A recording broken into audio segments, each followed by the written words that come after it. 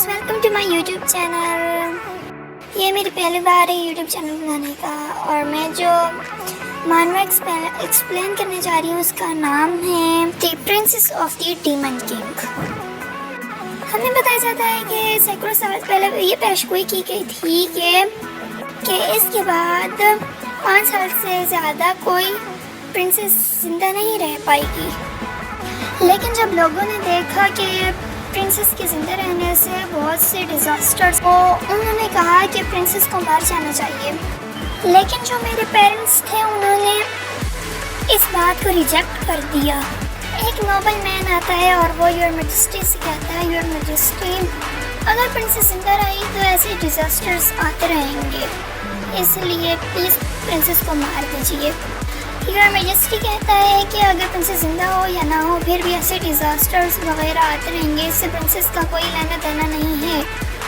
फिर हमें बताया जाता है कि ये किंग क्वीन है किंगडम ऑफ एस्ट्रिया के। योर मैजेस्टी कहता है कि मैं और मेरी क्वीन हम दोनों अपनी बेटी को अच्छी तरीके से पालेंगे।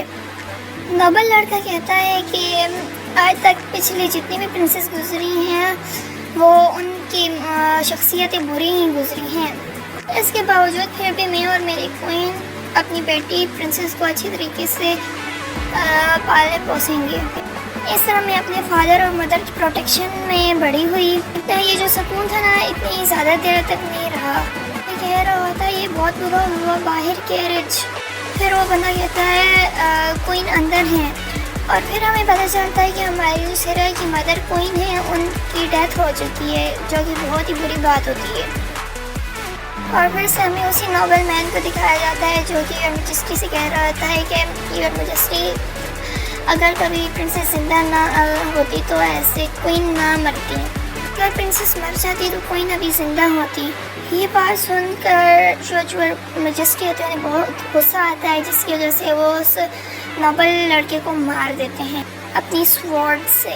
और फिर हमें योर मैजेस्टी के कदमों में उस लड़की की लाश दिखाई जाती है, जो कि बहुत ही ज़्यादा खौफनाक सीन होता है। फिर सिरफीना का फादर सब लोगों से कहता है कि सब लोग सुन लो और से मेरी बात, सिरफीना मेरे और मेरे बेटे का ट्रेजर है, किसी ने कभी मेरी सिरफीना मेरी बेटी को हाथ लगाया वो अपनी जान से हाथ धो बैठेगा और वो मर जाएगा।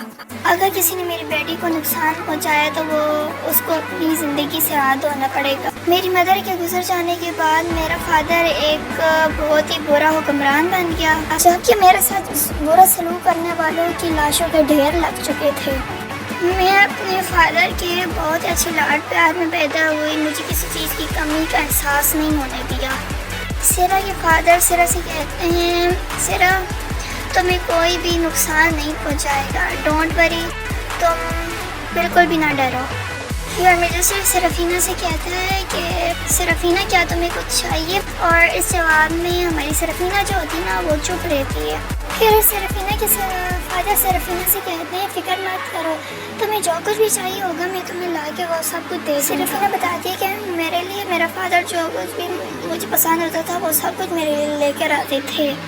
शुरू में मुझे इस बात पर बेचैनी सी महसूस होती थी, लेकिन मेरे अंदर कहीं गहराई में आवाज़ मेरे कानों के अंदर सरगोशी करती कि मुझे और चाहिए, मुझे और ज़्यादा चाहिए, मुझे बहुत ज़्यादा चाहिए। वो गहरी आवाज़ मुझसे कहती कि तुम तो प्रिंसेस हो ना, तुम सब कुछ हासिल कर सकती हो, तुम चाहे दुनिया की जो चीज़ चाहो सब कुछ ले सकती हो। ये सब उस पावरफुल मैजिक का सोर्स था जिसकी वजह से मेरे ऊपर डीमन किंग का एक बीज हावी हुआ था और उसे डीमन किंग सीड कहते थे, जो कि हमारी प्यारी सिरफीना जो कि एक प्रिंसेस है उसके अंदर था। यह डीमन किंग सीड हद से ज़्यादा जादू के साथ मेरे जिस्म को भरता रहता था। इस डीमन किंग सीड ने मुझसे मेरी मर्जी भी छीन ली, जो मैं चाहती थी वो मैं खुद नहीं कर पाती थी।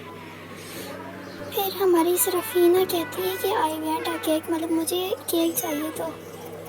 तो फिर वो सीड कहता है श्योर, मैं तुम्हें एक महल इतना बड़ा केक ला के दूँगा। इस बार मुझे नीले मोतियों वाला हार चाहिए जो ड्यूक की खानदानी निशानी है। हाँ ठीक है, मैं वो भी तुम्हें ला के दे दूँगा। मुझे पड़ोसी देश का खूबसूरत सा एक फॉरेस्ट चाहिए।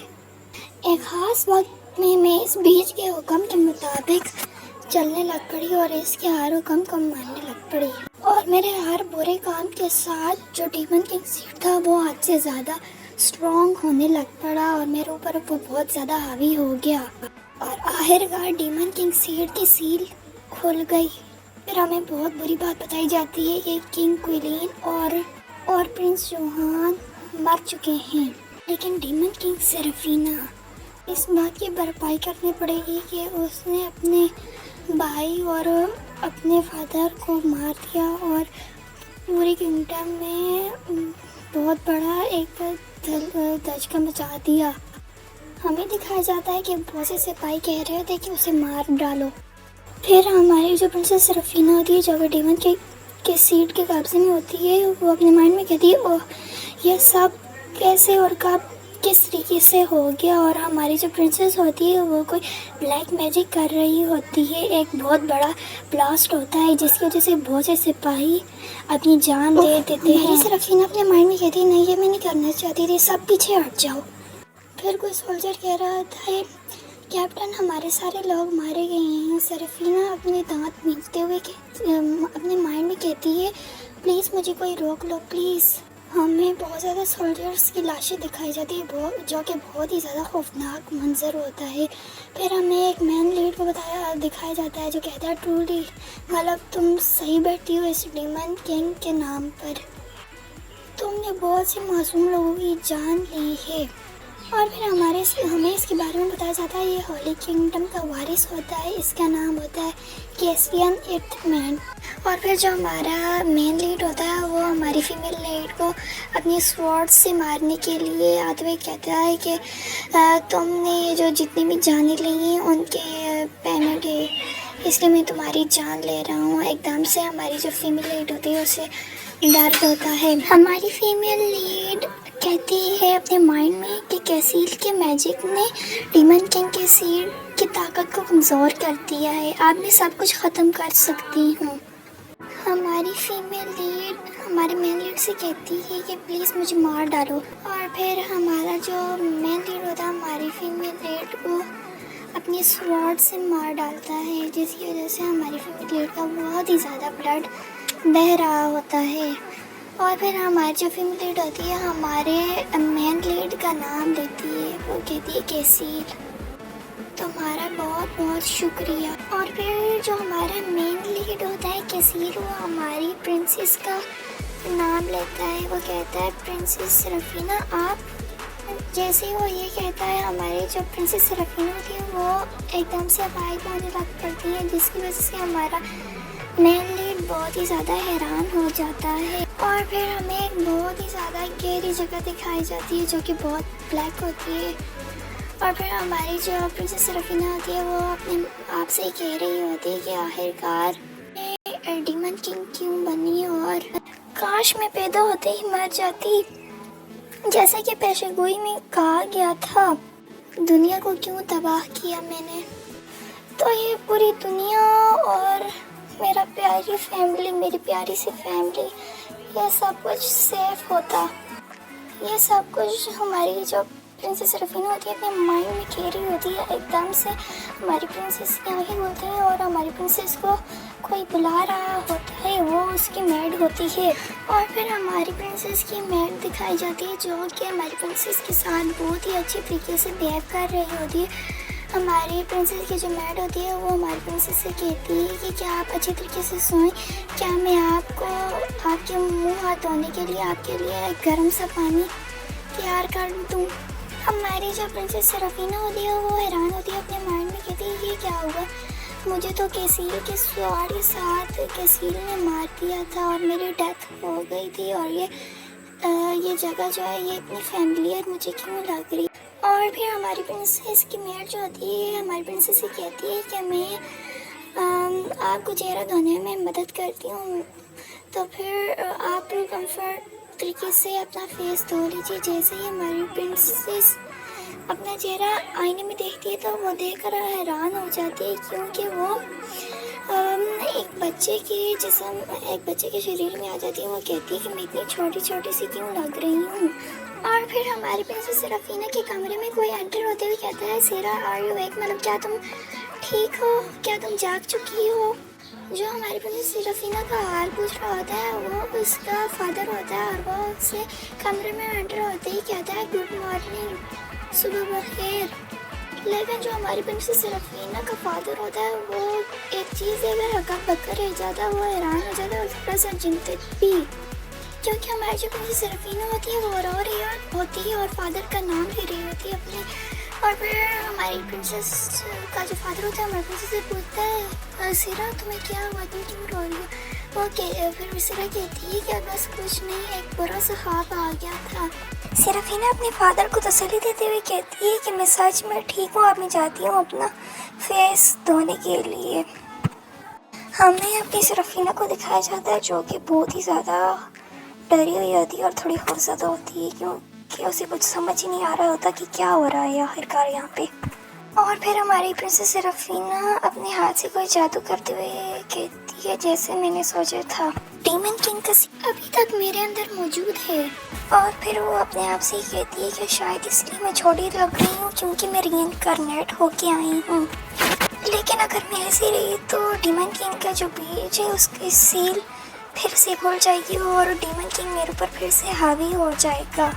और फिर हमें हमारी प्रिंसेस सेराफीना को दिखाया जाता है जो कि अपने कपड़ों को पकड़ कर कह रही होती है कि लगता है ये एक गॉड की तरफ से ब्लेसिंग है और मेरे लिए सेकंड चांस कि मैं अपनी गलती को सुधार सकूं। हमारी प्रिंसेस सेराफीना अपने आप से कहती है कि अगर मैं अभी मर गई तो वो जो कुछ भी पहले हुआ था अब फिर से वो दोहराया नहीं जाएगा और सब कुछ सेफ रहेगा, किसी को नुकसान नहीं होगा। वो सबको रोते हुए कह रही होती है। वो फिर अपने माइंड में कहती है कि कभी मैं मर जाऊंगी तो मेरे फादर का वो जालिम बर्ताव और वो जंग ये सब कुछ रुक जाएगा। और सेराफीना आपसे कहती है कि मैं बताना चाहती हूँ कि मैं अपने फादर और ब्रदर इन दोनों से हद से ज़्यादा प्यार करती हूँ। और फिर वो कहती है कि थैंक यू गॉड्स, मुझे आपने जो बहुत ही करीबी लोग हैं उनकी हिफाजत करने का मौका देने के लिए।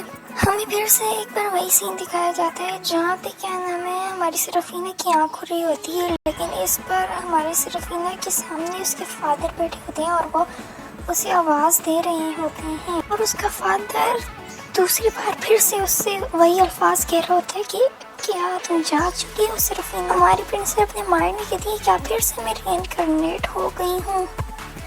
व्यूअर्स, मुझे लगता है कि प्रिंसेस सेराफीना ने अपने आप को मारने की कोशिश की लेकिन वो इसमें नाकाम हो गई, जिसकी वजह से वो फिर से रीइंकार्नेट होकर उसी जगह पर आ गई जहाँ पे वो पहले थी।